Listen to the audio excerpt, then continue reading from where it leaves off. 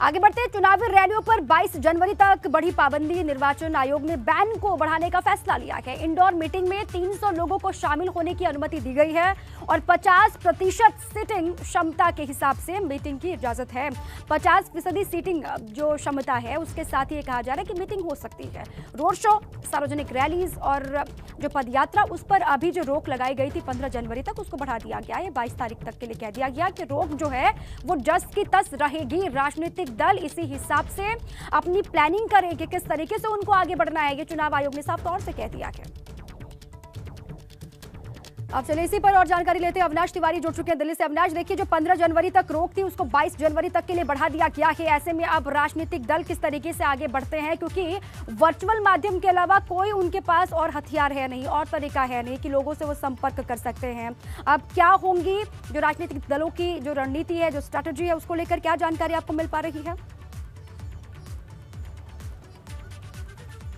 देखिए, कल जिस तरीके से चुनाव आयोग ने कोविड सिचुएशन को रिव्यू किया, उसके बाद ये निर्णय लिया है कि जो तमाम सारी राजनीतिक पार्टियां हैं वो 300 लोगों तक को इकट्ठा कर सकती हैं, वो भी इंडोर प्लेस में, यानी कि जो बड़े ऑडिटोरियम है या बड़े हॉल हैं वहाँ पे 300 लोगों तक को इकट्ठा किया जा सकता है। लेकिन जो सीटिंग कैपेसिटी रहेगी वो 50% ही रहेगी, यानी कि अगर कोई बड़ा हॉल है तो वहाँ पे 50% सीटिंग कैपेसिटी के अनुसार ही लोगों को बुलाया जा सकता है। लेकिन कितने भी बड़े हॉल आप बुक कर लीजिए, 300 ज़्यादा से व्यक्ति को नहीं बुलाया जा सकता है। केवल अभी इतनी ही परमिशन चुनाव आयोग ने दी है। इसके बाद अगर बात करें तो 22 जनवरी को एक बार फिर से चुनाव आयोग कोविड सिचुएशन को रिव्यू करेगा और उसके बाद फिर आगे के लेकर आदेश देगा, क्योंकि तमाम सारी राजनीतिक पार्टियां लगातार चुनाव प्रचार कर रही हैं। ऐसे में कुछ राजनीतिक दलों ने मांग भी की थी कि उनको चुनाव प्रचार करने की कुछ छूट दी जाए, जिससे कि वो कैंडिडेट जो है वो अपने अपने वोटर तक जा सके और उनसे वोट की अपील कर सके। इसी की बात अगर बात करें तो चुनाव आयोग ने तमाम सारी सिचुएशन को रिव्यू किया और ये निर्णय दिया है कि तमाम सारी पाबंदियां पहले की तरह ही जारी रहेंगी। लेकिन अब इंडोर जगह पर अगर बात करें, चाहे वो इंडोर स्टेडियम हो चाहे इंडोर ऑडिटोरियम हो,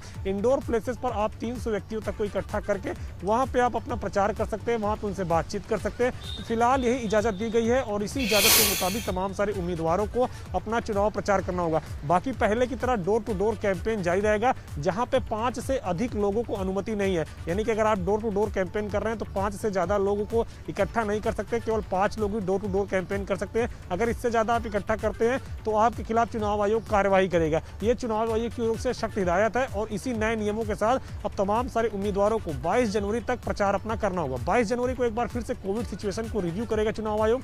अगर कोविड में केसेस में कमी आती है तो और ज्यादा ढील दी जा सकती है। ठीक है, कोविड के केसेस में अगर कमी देखी जाती है, जो रिव्यू किया जाएगा, हालातों का फीडबैक लिया जाएगा अलग अलग हिस्सों से, आप कह रहे हैं अविनाश, और उसके बाद अगर लगता है तो फिर आगे कदम उठाया जाएगा। बहरहाल अभी 22 तारीख तक के लिए रोक रहेगी, लेकिन इंडोर मीटिंग के लिए ये जानकारी है कि 300 लोगों को शामिल होने की अनुमति रहेगी। बहुत शुक्रिया आपका पूरी जानकारी के लिए।